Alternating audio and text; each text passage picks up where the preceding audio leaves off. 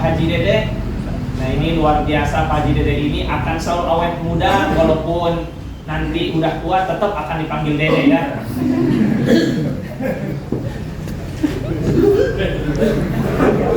Tak lupa juga kepada seluruh keluarga Core Garden yang insya Allah mudah-mudahan selalu diberikan kesehatan, selalu diberikan kelancaran dalam segala urusannya. Tiada ungkapan kata yang paling utama bukanlah kata-kata cinta yang bermula dari mata turun ke jantung, turun ke hati, menusuk ke rasa. Bukan kata-kata manis yang membuat optimis walaupun keadaan dompet tipis. Tapi ungkapan kata yang paling utama yaitu adalah kata-kata kita, penghambaan kita kepada Allah Subhanahu wa taala, yakni dengan senantiasa kita mengucapkan alhamdulillahirabbil alamin. Allah Subhanahu wa taala yang telah memberikan nikmat yang begitu sempurna kepada kita. Mudah-mudahan kita semuanya dijadikan hamba Allah yang selalu mendekat merapat kepadanya.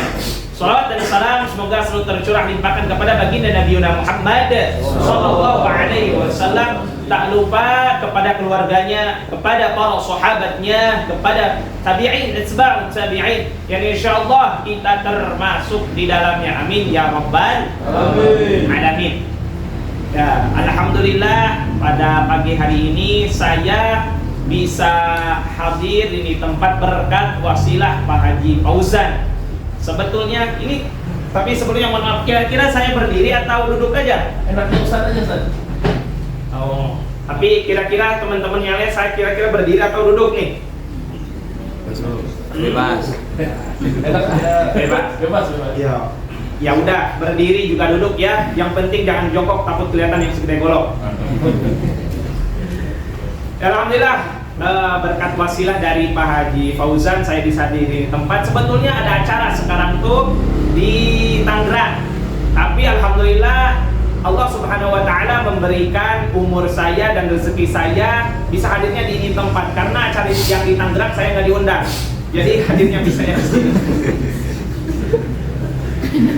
Alhamdulillah ya, di sini saya tidak akan basa-basi yang basi, bilangnya cinta sampai mati, baru 3 bulan udah ditinggal pergi, sakitnya tuh di sini. Kita santai aja ya. Ini saya baru kali ini ya, selain ya paling bareng sama santri-santri ini. Ya biasanya saya pakai mic, tapi alhamdulillah di sini karena kita di sini sistemnya kekeluargaan ya. Jadi kita sersan aja ya, serius tapi santai, oke? Aman ya. Alhamdulillah ini saya apresiasi yang luar biasa kepada Core Garden ya, yang luar biasa mengadakan pengajian. Ini rutinitas ya Pak ya? Iya. Nah, rutinitas yang luar biasa. Jadi tidak ada hambatan istilahnya untuk kita belajar, walaupun profesi kita apa, keadaannya seperti apa dan bagaimana, tapi jangan sampai menghentikan langkah kita untuk mendapatkan ilmu. Ya walaupun kadang-kadang barho bubar poho ya, walaupun kadang-kadang rokcai melohok ngacai ya gitu ya, itu gak apa-apa. Yang Allah lihat itu bukan daripada hasil atau kita keluar nih dari majelis, keluar dari majelis ilmu itu kita dapat ilmu atau bukannya. Bukan yang dilihat itu, bukan itu. Karena yang dilihat oleh Allah itu bukan kecerdasannya, bukan kepintarannya, tapi yang Allah lihat itu bagaimana perjuangan kita untuk selalu mendekat kepada Allah dengan cara kita menuntut ilmu. Setuju apa setuju? Setuju. Setuju. Nah ini luar biasa. Juga ada hadis baginda Nabi Muhammad SAW, "Idza marartum bi riyadil jannah farta'u."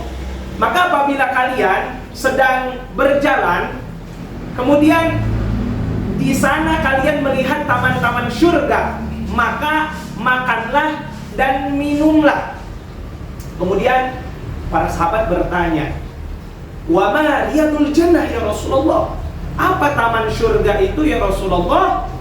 Kemudian Rasulullah pun bersabda menjawab, Riyadul Jannah majalisud dzikr, adalah majelis zikir, dan salah satunya adalah majelis ilmu. Jadi kalau kita pengen kalau kita lagi jalan melihat ada majelis ilmu, maka kita hampiri itu, ya, maka hampiri majelis ilmu itu, dan makanlah juga minumlah di tempat itu. Tapi jangan lupa kalau di sini mau bayar ya nanti. Orang-orang gila ya. Nah, artinya apa? Core Garden jikalau ada 3 ya, ada Nyimas juga ya, ada Nyimas satu lagi. Nah, artinya apa? Kalau ada di tempat-tempat, misalkan di tempat ini Core Garden, insya Allah mengadakan pengajian ini, artinya apa? Makanannya akan diberikan keberkahan oleh Allah Subhanahu wa Ta'ala.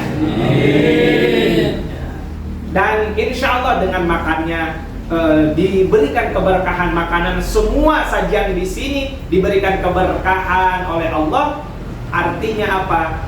Insya Allah apa yang diperjuangkan di bisnis ini, dan misalkan teman-teman yang menjadi keluarga Core Garden ini, insya Allah rezekinya juga menjadi rezeki yang barokah. Amin ya rabbal alamin. Oke, kemarin tuh sama Pak Haji Fauzan, kata beliau kita itu ada tema katanya. Kira-kira temanya apa? Kemarin itu temanya kata Pak Haji, gimana kalau temanya mencari berkah di bulan Rajab untuk dalam urusan kerja katanya pada saya itu. Dan ini sebetulnya Pak Haji ini udah melanggar undang-undang perustadan, karena baru kali ini ada ustadz diatur sama jamaah. Tapi nggak apa-apa. Ya. Tapi nggak apa-apa. Ini masih untung Pak Haji ngobrolnya seperti itu. Kalau yang lain mah, Ustadz, kira-kira sejam berapa? Dikira saya cowok bayaran kali. Demi Allah, saya selama ngisi dimanapun, saya nggak pernah suka yang namanya amplop. Makanya setiap saya dapat amplop itu, kalau di luar sana saya buang-buangin. Iya. Ya, tapi dilihat dulu apa adesnya apa enggak. Nah, oke, kita ini bulan Rajab. Allah Subhanahu wa Ta'ala berfirman di dalam surah At-Taubah ayat 34. Bacain apa jangan? Pada diem-diem ya di sini ya. Pada puasa ya. Bacain atau jangan? Bacain. Baru aja tadi dikasih tahu. Ini baru kali ini Ustadz diatur jamaah. Oke, enggak apa-apa. A'udzu billahi minasy syaithanir rajim. Inna 'iddatasy syuhuri 'indallahi 12 syahran fi kitabillah yawma khalaqas samawati wal arda minha arba'atun hurum. Surah Taubah ayat 34. Ayat berapa? Ayat 34. Nanti bisa dilihat sama teman-temannya. Ayat 34. Ini udah ayat 34 ini Allah inna. Kalau kata santri itu inna di sini, kalau menurut ilmu sastra bahasa Arab, inna di sini adalah nun taukid, artinya penekanan. Maksudnya apa? Sudah pasti. Inna iddatasy syuhuri 'indallahi 12 syahran fi kitabillah. Sungguhnya Allah Subhanahu wa Ta'ala ini menciptakan 12 bulan. Apa aja itu? Muharram, Safar, terus habis itu apa? Januari, Februari, habis itu Maret, habis itu habis April, habis itu Juni, habis Dzulqa'dah, Dzulhijjah, habis Dzulhijjah, Muharram. Yang tahu 12 bulan nanti sama Pak Haji Iqbal dikasih hadiah. Ustaz saya mah ingatnya katanya bulan muda sama bulan tua aja. Allah Subhanahu wa Ta'ala menciptakan 12 bulan. Muharram, Safar, Rabiul Awwal, Rabiul Akhir, Jumadil Awal, Jumadil Akhir, Rajab, Sya'ban, Ramadan, Syawal, Dzulqa'dah, Dzulhijjah. Itulah nama 12 bulan Islam. Nah, ini harus kita ketahui, bulan kita ini, bulan yang aslinya bulan Islam ini adalah bulan Hijriyah. Kalau bulan yang diresmikan oleh negara yaitu adalah bulan Masehi. Nah, yang kita kemarin, sekarang kita berada di bulan Januari. Nah, kemudian Allah melanjutkan firman-Nya, inna iddatasyhuri 'indallahi 12 syahran fi kitabillah yauma khalaqas samawati wal arda minha arba'atun hurum. Kemudian dari 12 bulan ini ada 4 bulan yang dimuliakan oleh Allah. Semua bulan itu mulia. Semangat? Semua bulan ini mulia. Tapi ada bulan-bulan tertentu yang lebih diunggulkan oleh Allah Subhanahu wa ta'ala. Ada 4 disebut arba'atun hurum. Ada 4 bulan yang diharamkan. Apa aja itu? Ada yang tahu? Haram. Rajab. Sya'ban. Ramadan katanya. Alhamdulillah, salah. Betul Pak Haji, betul. Nah, apa aja bulan itu? Ini yang perempuan, ada yang ini. Ada yang tahu? Hadiahnya umroh, fotonya aja. Sekarang Pak Haji Hikmat lagi umroh, mudah-mudahan diberikan umroh yang mabrur, amin. Dan pulang mesti dalam keadaan sehat walafiat, amin. Dan bisa nanti menaikkan gaji karyawannya, amin. Ya, oke. Allahu Akbar. Sampai mana urusannya? Gaji. Allahu Akbar. Ada 4 bulan yang diberikan kelebihan oleh Allah Subhanahu wa ta'ala. Kata Al-Imam Ibnu Abbas, itu ada 3 bulan salatu mutawalliyat, 3 bulan yang berurutan. Apa aja itu? Bulan 11, bulan 12 sama bulan 1, yaitu Dzulqa'dah atau Dzulqa'dah. Kemudian habis Dzulqa'dah Dzulhijjah. Namun di Sunda manaon disebut nanti bulan Rayagung. Bulan iyalah. Eta pasti bakal diemut-emut orang Sunda mah. Da eta mah bulan nyate je. Bulan nyate je nyatu aja. Iya, bersatu, mempersatukan umat. Nah, bulan 11 bulan Dzulqa'dah, bulan 12 bulan Dzulhijjah, kemudian bulan Muharram. Nah, ternyata ada satu yang tidak berurutan, yaitu adalah bulan Rajab. Jadi 4 bulan yang disebut 4 bulan yang haram itu, 4 bulan yang mulia di dalam surah At-Taubah ayat 36 ini, bulan Dzulqa'dah, bulan Dzulhijjah, bulan Muharram sama bulan Rajab. Sekarang kita ada di bulan Rajab. Tuh. Kita ada di bulan Rajab. Nah, bulan Rajab ini kata Ibnu Abbas, kita lanjutkan ayatnya. Fala tadzlimu fihinna anfusakum. Apa amalannya? Yang pertama, jangan menzalimi diri sendiri. Kemudian dilihat dari tafsirnya, ternyata di bulan ini semua amal kita ini dilipat gandakan oleh Allah Subhanahu wa ta'ala.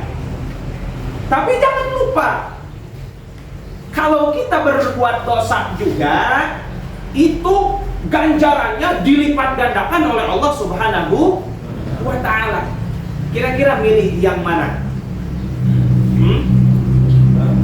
Milih yang mendapatkan pahala yang dilipat gandakan oleh Allah Subhanahu wa ta'ala. Makanya nih, kalau misalkan dalam urusan kerja harusnya masuk jam sekian, misalkan ambillah contoh masuk jam 10 atau masuk jam 9, tapi masuknya malah jam 11, berarti itu telah zalim kepada diri sendiri, zalim kepada atasan, zalim kepada pekerjaannya sendiri. Nah, itu dosanya, kesalahannya selain kepada tempat kerja juga berurusan sama Allah Subhanahu wa Ta'ala. Lalu bagaimana urusan Rajab sama pekerjaan? Ini kita di bulan Rajab ini ada peristiwa yang luar biasa, apa? Isra wal Mi'raj. Tapi para ulama ini mendeskripsikan Isra wal Mi'raj ini menjadi 3 bagian. Yang pertama pra Isra Mi'raj atau sebelum Isra Mi'raj, kemudian yang kedua peristiwa Isra Mi'rajnya, yang ketiga hikmah Isra Mi'rajnya. Harusnya ini pra Isra Mi'raj 1 jam, Isra Mi'rajnya 1 jam, dan hikmah Isra Mi'raj 1 jam. Tapi kita persingkat aja, oke? Setuju nggak nih? Setuju. Gak apa-apa capek? Karena yang capek yang di depan ya. Oke. Pra Isra wal Mi'raj. Ternyata baginda Nabi Muhammad ini gak ujung-ujung Isra Mi'raj. Ternyata ada hal-hal yang dilewati oleh baginda Nabi Muhammad sallallahu alaihi wasallam. Baginda Nabi Muhammad sallallahu alaihi wasallam di tahun 10 kenabian. Nah, ini tepatnya Isra Mi'raj ini pada tahun ke-10 kenabian. Tahun 10 kenabian ini baginda Nabi mendapatkan ujian cobaan yang sangat luar biasa.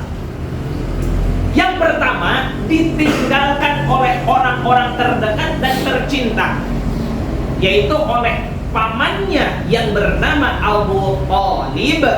Kemudian yang ditinggal keduanya oleh Sayyidatuna Khadijah sebagai istri Rasulullah Sallallahu Alaihi Wasallam. Nah, sekarang bagaimana dengan kita? Misalkan kita mempunyai orang-orang terdekat, misalkan yang udah punya istri, ya, ditinggalkan oleh istrinya, yang masih punya orang tua ditinggalkan oleh orang tuanya. Di sini Pak Haji udah nikah semuanya ini? Belum. Oh, ada jombloan-jomblowati di sini. Tetap semangat walaupun tidak punya penyemangat, tetap berjuang walaupun tidak punya ayah. Lebih baik aku mencari ilmu daripada mencari kamu. Udah tetap semangat pokoknya. Nikmati keadaan untuk para jomblo. Mudah-mudahan yang ingin mencari jodoh Allah Subhanahu wa Ta'ala segera temukan jodohnya yang soleh-soleha. Amin. Kok malah bapak-bapak yang udah nikah? Amin yang kencengin. Seperti ditinggalkan oleh orang tercinta, Sayyidatuna Khadijah. Artinya di sini Sayyidatuna Khadijah ini istri yang solehah, yang benar-benar dicintai oleh baginda Nabi. Karena baginda Nabi muncul manusiawinya ketika itu betul-betul terpukul ketika ditinggalkan oleh baginda Nabi, ditinggalkan oleh Sayyidatuna Khadijah. Sayyidatuna Khadijah itu bagaimana sih perilakunya? Ini kita review dulu aja sedikit. Bagaimana sih Sayyidatuna Khadijah sikapnya kepada baginda Nabi? Ternyata Sayyidatuna Khadijah ini memang istri yang solehah, yang kata-katanya lemah lembut, yang mana kalau baginda Nabi habis dakwah itu di luar, habis syiar, dalam keadaan capek, pulang ke rumahnya disambut dengan Sayyidatuna Khadijah yang cantik dengan kata-kata yang lemah lembut. Nah, makanya baginda Nabi ketika Sayyidatuna Khadijah wafat itu betul-betul terpukul. Nah, ini pengen nanya nih, ini yang udah nikah sama yang belum nikah, bayangin aja kalau yang belum nikah. Bagaimana khususnya untuk laki-laki, bagaimana jikalau kita capek? Bagaimana kalau kita capek, habis pulang dari kerjaan kita yang begitu melelahkan, ketika pulang ke rumah disambut sama istri kita, Assalamualaikum sayang, masuk ayo sayang, dipijitin dulu, kemudian udah disediain makanan, minuman, sayang mau kopi dulu, mau susu dulu. Kira-kira sebagai suami bahagia, senang apa gila? Ini istri sendiri sih orang Ustaz. Istri sendiri. Oh iya. Benar Ustaz. Wah, pasti senang bahagia, betul nggak? Betul. Betul. Yang udah nikah mah pasti ngerasainnya. Nah, pasti senang bahagia. Nah, kalau ditinggalin sama istri yang seperti itu pasti sedih, betul nggak?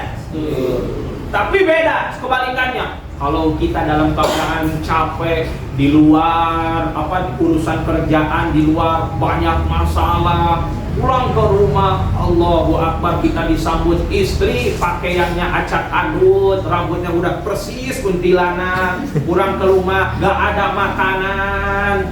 Kira-kira yang itu bikin seneng apa bikin sebel? Jujur.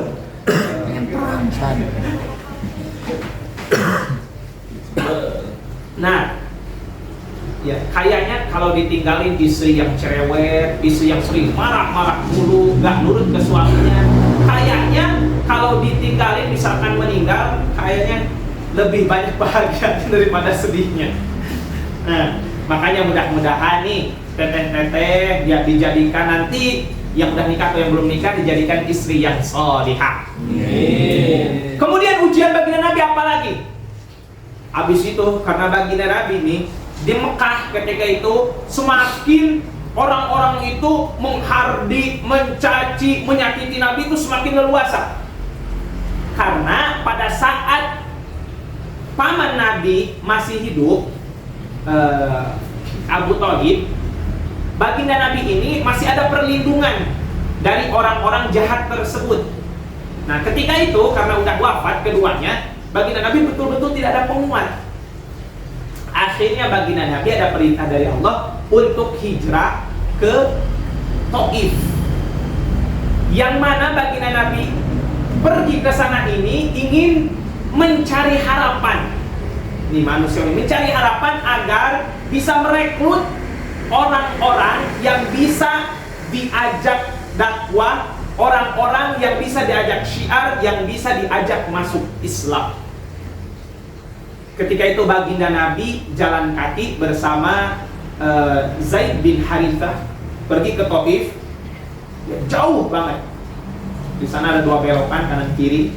Di sana lah di Taif jauh banget. Mudah-mudahan kita bisa dinasibkan pergi ke sana. Amin. Nah, ke sana baginda Nabi ternyata tadi yang awalnya mempunyai harapan yang tinggi, tapi ternyata setelah sampai baginda Nabi di sana, baginda Nabi disambut dengan orang-orang yang jahat, yang zalim. Baginda Nabi sampai di sana, baginda Nabi malah dicaci, dimaki. Kalau di Mekah cacian makian itu hanya sekedar mulut saja keluar dari mereka, tapi ternyata setelah di Taif baginda Nabi disakitinya langsung dengan fisik. Baginda Nabi ditonjokin, baginda Nabi ditendangin, baginda Nabi dilempar pakai kotoran, baginda Nabi diludahin.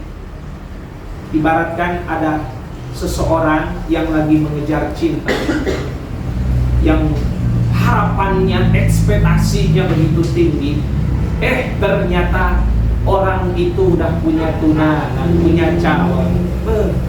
Itu bagaimana? Sakit, yang betul-betul sakit. Yang lebih menyakitkan udah bareng-bareng sama kita 3 tahun, 3 bulan, nikahnya sama orang lain. Nah, baginda Nabi dipukuli. Bahkan dalam riwayat sampai kakinya ini basah. Basah sama apa? Sama darah.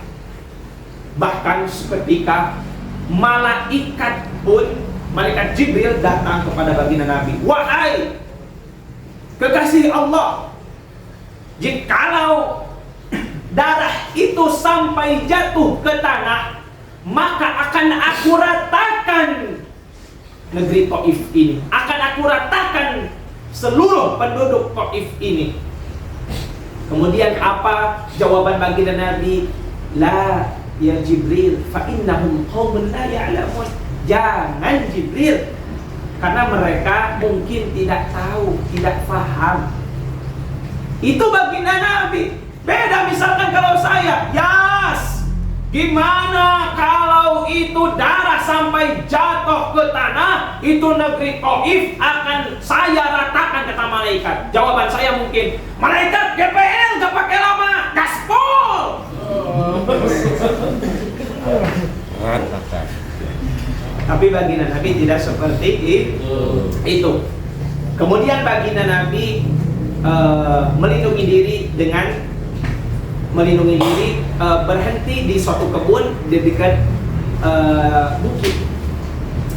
Bahkan baginda Nabi di situ malah berdoa kepada Allah. Ini doanya ini ada di dalam kitab Ad-Du'a, riwayat Imam At-Tabrani. Kemudian dijelaskan juga di dalam Mu'jamnya. Apa pasrah baginda Nabi atau apa doa baginda Nabi ketika itu? Ashku ilaika du'fa quwwati wa killa hilati wa hawani 'alan nas ya arhamar rahimin. Ya Allah, aku adukan segala kelemahanku kepadamu. Aku adukan segala ketidakberdayaanku kepadamu, ya Allah. Aku hina di tengah-tengah manusia. Kalau aku meminta harapan kasih sayang kepada manusia, ternyata kasih sayang manusia ini terbatas. Bahkan manusia ini malah sebaliknya. Ketika kita menggantungkan harapan kepada manusia kasih sayang, ternyata manusia malah memberikan kekecewaan dan kesakitan yang begitu mendalam. Ya Arhamar Rahimin, ya Allah, aku gantungkan semua harapan kasih sayang hanya kepadamu, ya Allah, karena Engkau yang memiliki segala kasih dan sayang. Itu luar biasa. Pasrah baginda Nabi kepada Allah Subhanahu wa ta'ala. Lalu apa yang bisa kita ambil dari pelajaran pra Isra wal Mi'raj ini? Nah, tujuan kira-kira nih, ini jawab aja yang bukan Jumatan. Ini kira-kira tujuan kerja ini apa? Selain mencari cuan, tujuan kerja ini apa? Ibadah. Tujuan kerja ini ibadah. Terus tujuan kerja ini apa? Teteh.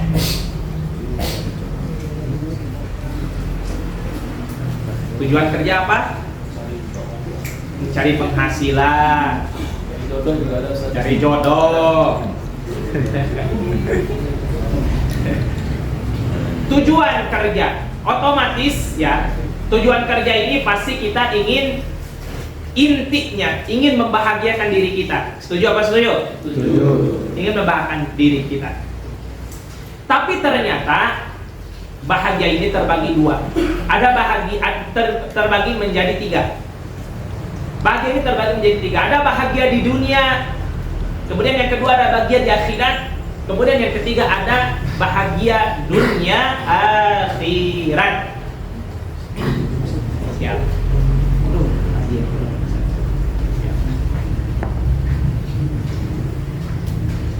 Nah, bahagia itu menjadi berapa tadi itu? 3. 1 bahagia dunia. Kemudian 2 bahagia akhirat. 3 bahagia dunia dan akhirat. Kemudian saya minum dulu. Bismillahirrahmanirrahim. Tampi pasti.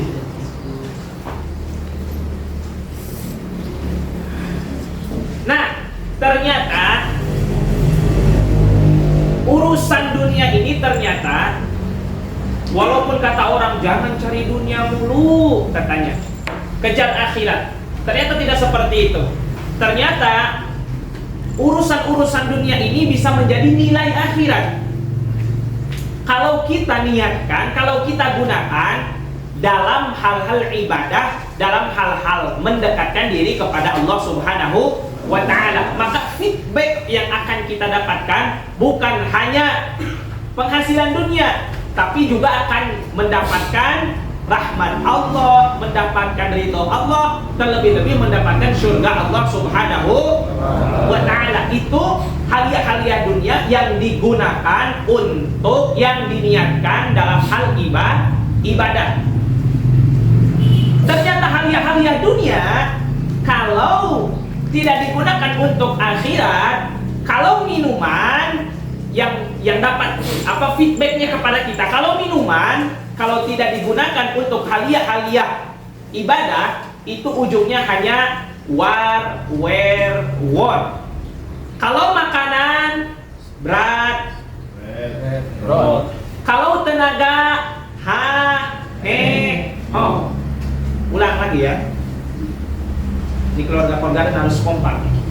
Nih, kalau hadiah dunia kita niatkan untuk urusan ibadah kepada Allah Subhanahu wa ta'ala. Tadi ibadah itu bukan hanya sholat, haji, zakat. Nah, kerja pun bisa menjadi nilai ibadah. Maka feedback yang akan kita dapatkan yaitu adalah rahmat dan ridha Allah Subhanahu wa ta'ala.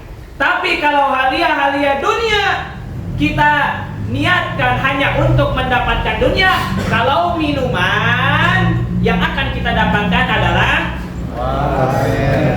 kalau makanan kalau tenaga pinter. Udah cukup segitu aja Kak Jiman. Lanjut. Nah, kita ambil pelajaran dari baginda Nabi Muhammad sallallahu alaihi wasallam tadi, perang Isra wal Mi'raj. Di sini banyak beberapa pelajaran. Yang pertama, ternyata setiap yang kita jalani, apapun itu, kalau kita niatkan untuk kebaikan, kita kerja ingin mendapatkan hasil yang hasilnya nanti untuk persiapan nikah. Yang mana nikah itu ibadah, yang hasilnya itu untuk membiayai orang tua, membahagiakan orang tua, kemudian untuk menafkahi istri. Itu pasti kata Allah akan ada tantangannya yang luar biasa. Itu ujiannya, cobaannya, Allahu Akbar, luar biasa tantangannya. Maka tadi di muqaddimah, am hasibtum an tadkhulul jannata wa lamma ya'lamillahu alladziina jahadu minkum. Apakah kalian mengira kalian ingin memprogramkan untuk diri kalian ataupun di kantor dimanapun hal-hal yang baik, pasti cobaannya itu bakal luar biasa. Karena surga itu memang murah, tapi yang mahal itu adalah perjuangannya. Maka Allahu Akbar, di sini sangat luar biasa sekali cobaannya. Kalau kita niat benar, misal kita niat kerja, pengen jujur segala rupinya, itu cobaannya pasti ada.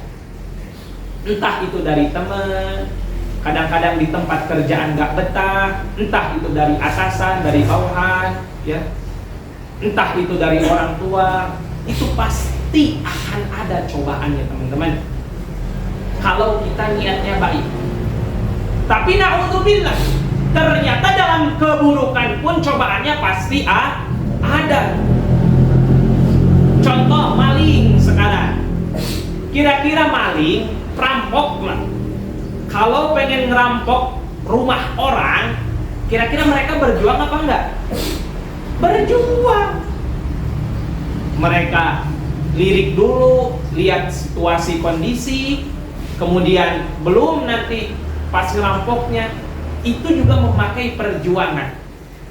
Maka kita sebagai umat Islam harus mempunyai pandangan yang cerdas. Orang lain mampu berjuang untuk hal-hal yang buruk, masa kita tidak bisa sih berjuang untuk hal-hal yang baik? Lalu apa yang harus kita perjuangkan dalam urusan kerja. Satu, kejujuran, keikhlasan. Karena ikhlas ini, kerja ikhlas ini, lihat, menurut para ulama, kerja ikhlas akan mendapatkan kerja yang berkualitas, yang ujungnya menjadi kerja tuntas.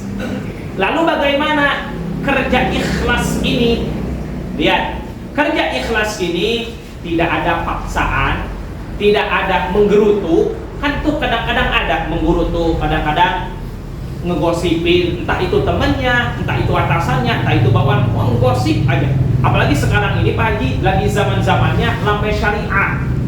Apa itu lambai syariah? Mulut syariah. Jadi ngegosip sambil zikir. Ih, astagfirullahaladzim si Pak Haji eta mah kieu abi teh ya Allah. Ih, subhanallahnya abi kabari cenah. Nah, itu hilangkan ikhlas. Kemudian apalagi tanda kerja ikhlas? Orang yang kerjanya ikhlas, pasti dia tidak akan meninggalkan kewajibannya kepada Allah Subhanahu wa ta'ala. Kan ada tuh habis kerja biasanya di sana ini, kan ngomongin di sini Pak Haji, mohon maaf. Di sini mah udah pasti soleh, soleha. Di sana ini, di sana. Ada orang tuh alasan, kenapa kamu yang laki-laki, kenapa kamu gak sholat berjamaah di masjid? Aduh, saya capek habis pulang kerja. Lagian kerja itu juga ibadah. Jadi gak sholat di masjid berjamaah, urusan kerja dijadikan alasan. Aduh, ya Allah, saya ini lagi capek ya Allah, tadi baru aja pulang kerja ya Allah. Ya Allah, 2 menit aja ya Allah, saya pengen rebahan dulu ya Allah, pengen scroll dulu opa-opa Korea ya Allah, pengen lihat Lisa Blackpink, pengen lihat Kim Jong Un ya Allah, Kim So Un ya Allah, saya pengen lihat dulu ini ya Allah, sebentar dulu ya Allah, saya pengen rebahan, udah kayak CS aja sama Allah.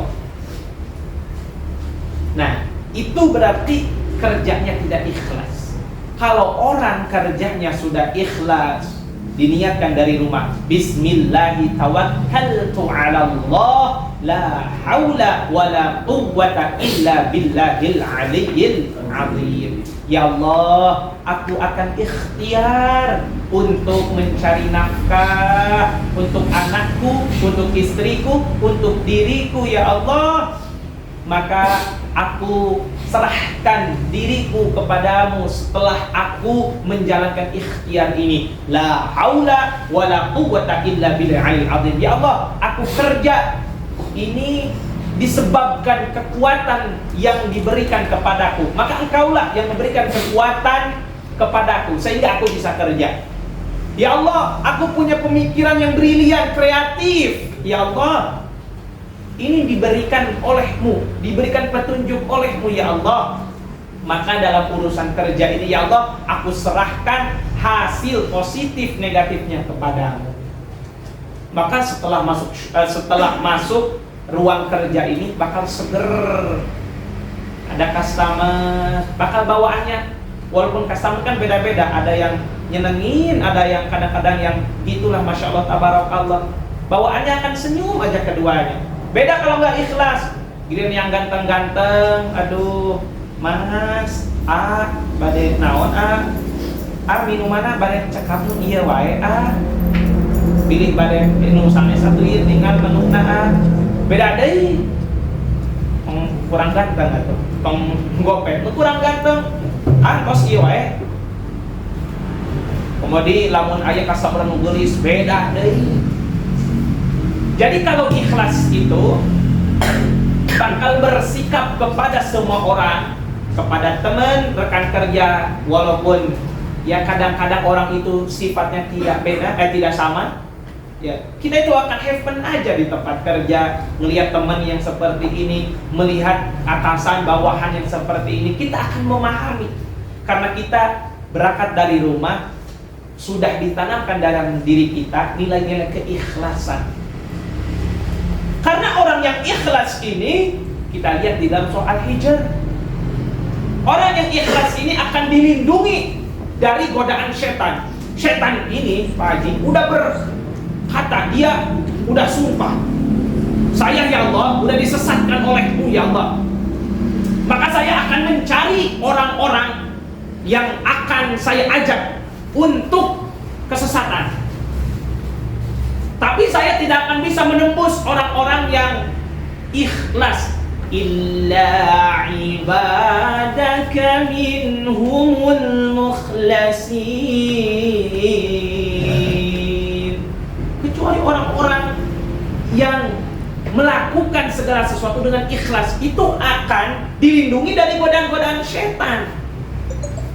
Yang tadinya niatnya ingin korupsi, yang sama setan ingin digoda untuk korupsi, nggak jadi. Yang tadinya ingin membohongi, nggak jadi. Yang tadinya ingin menggosipi, nggak jadi. Nah, ini luar biasa nilai-nilai keikhlasan yang harus ditanamkan dalam urusan kerja. Kemudian inilah, lihat baginda Nabi ikhlas ridho lillahi ta'ala. Ya Allah. Tapi bukan berarti ikhlas, kerja ikhlas itu, oh berarti saya kalau nggak digaji, berarti saya termasuk orang ikhlas. Bukan begitu.